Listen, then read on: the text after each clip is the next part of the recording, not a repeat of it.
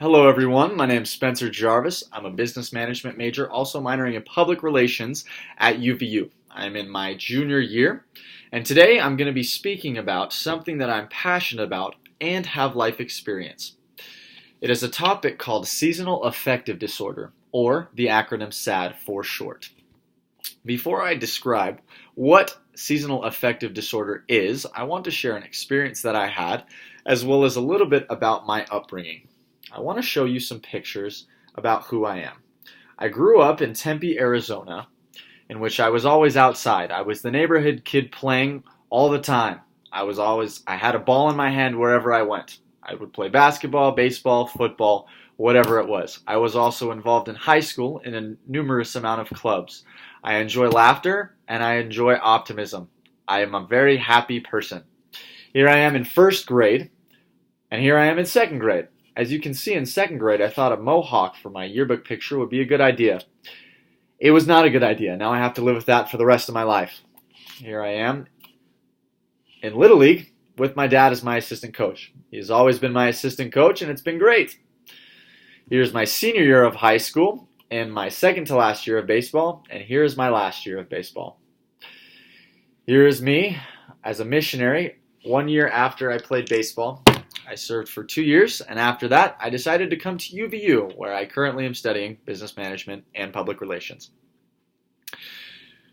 On my quest to claim in-state tuition, I worked, and I only went to school part-time. For the first semester, I took 3 credits, and for the second semester, I took 6 credits. I got straight A's both semesters.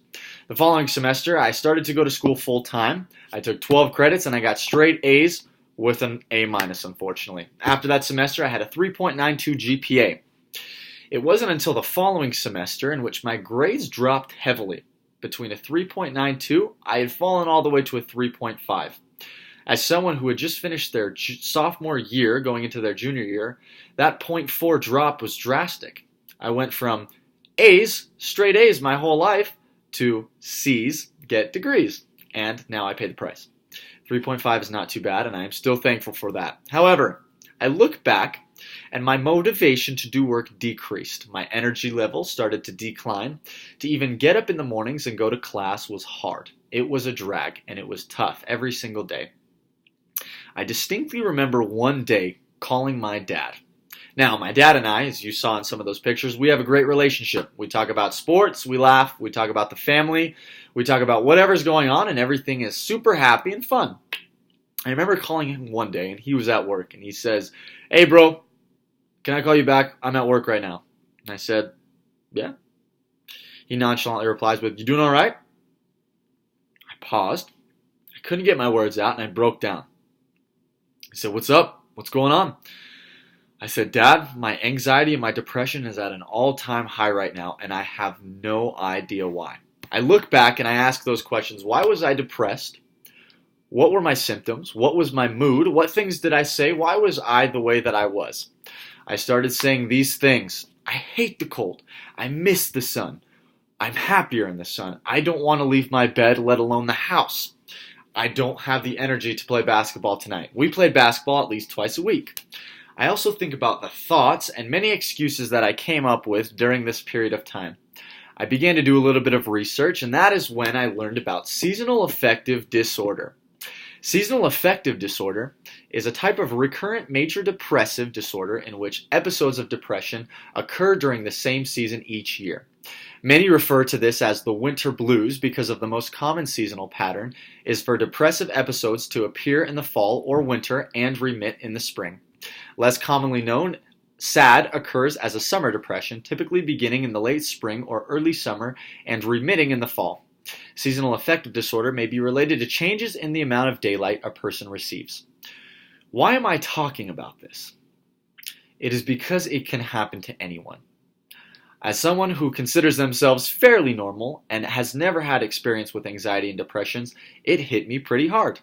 It is estimated to affect 10 million Americans each season, and another 10 to 20% may have a mild form of seasonal affective disorder. According to psychologytoday.com, the age of onset varies between ages 18 and 30. Many of you that will watch this are probably between the ages of 18 and 30. Some of the symptoms I want to discuss very briefly. Some of the symptoms include feelings of sadness, hopelessness, worthlessness, and guilt. Feeling depressed most of the day, nearly every day. It is extremely hard to wake up and be optimistic about things. You might experience a heavy feeling in the arms or legs of your body. You will begin to feel a decline in the energy level that you have, decreased physical activity, and fatigue. You will find difficulty in concentrating, whatever that may be, whether it's on your schoolwork, on your actual work, sports, whatever the case may be. Everything will begin to irritate you, whatever it is, between your spouse, your parents, your children, whatever it is. You will have increased sensitivity to social rejection. Again, your family, your friends. If nothing goes your way, you will be annoyed. You will have avoidance of social situations. Your friends, your family will invite you to go out and do things, but you don't want to. You want to be isolated and you want to do whatever it is you want to do by yourself. You will lose interest in activities that you once enjoyed. Again, for me personally, basketball is something that I enjoy twice a week. I did not want to start going. You will have problems with sleeping. I personally love my sleep, so the fact that you can't sleep very well because of anxiety and depression is extremely tough, and it affects your fatigue quite heavily. You will feel sluggish and agitated 24/7. And last but not least, you may experience thoughts of suicide. If one or more of these things have happened to you, the good news is there are many treatments to these things and ways to combat seasonal affective disorder. Some of these treatments include not overburdening yourself. I cannot begin to stress enough how important it is to not overburden yourself. For me personally, I cannot do things in the wintertime in which I can do in the summertime. I have to limit my workload between school and work. I need to take care of my physical and mental well-being. Because of seasonal affective disorder, I also noticed a little bit of weight gain. My appetite changes. I started to begin to eat unhealthy. With that being said, I need to monitor my mood and my energy level. Self-awareness is critical in identifying what affects you during seasonal affective disorder. Third, in Utah or wherever you may be, the sun is not always out, and you need to take advantage of the available sunlight. Again, most of the times it might be cloudy or cold or dark, whatever it might be. But when it is sunny outside, it's important to go for a walk. Be outside. Experience a nice breath of fresh air, which brings into the next thing called light therapy. This therapy involves exposure to brief artificial light that mimics outdoor light for a period of time in the morning. It requires the use of a light box or a light visor worn on the head like a cap. The individual either sits in front of this light box or wears this light visor for a certain period of time. Generally, light therapy takes between 30 and 60 minutes, and it is recommended to do these things in the morning. During the fall and the winter, when you experience this light therapy, it will bring you happiness and a great energy boost to start your day. During the winter activities, it is also important to plan pleasurable activities. I pose the question, what do you enjoy? What do you like to do? And what can you plan during the winter time? One of those things, plan physical activities. When your physical health is up, your mental health is up, and it is scientifically proven, thankfully. At least 30 minutes a day, if you find a way to exercise, whether that is to go for a walk, even if it is cold, strength training, weight training, yoga, whatever it is, it will increase your happiness. Approach the winter season optimistically. I personally pick one thing each morning and accomplish it, whether it is to make my bed, to eat breakfast, to pick one thing that I can look back at the end of the day and say, hey, I succeeded at that. It is extremely important. Almost the second to last thing, get adequate sleep. I know you might have a tough time sleeping, but it is important to try your best to stick to a sleep schedule. Personally, I have a weighted blanket here that helps me out a lot. It reduces anxiety when I sleep, and it is 15 pounds, and it helps me to not move around as much. I sleep a lot heavier when I use this weighted blanket, and I recommend it to anybody who is in the need for one.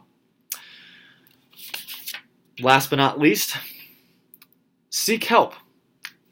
If you meet with a counselor, which I personally have done, they can also provide you and prescribe you medication that helps balance out the hormones in your body.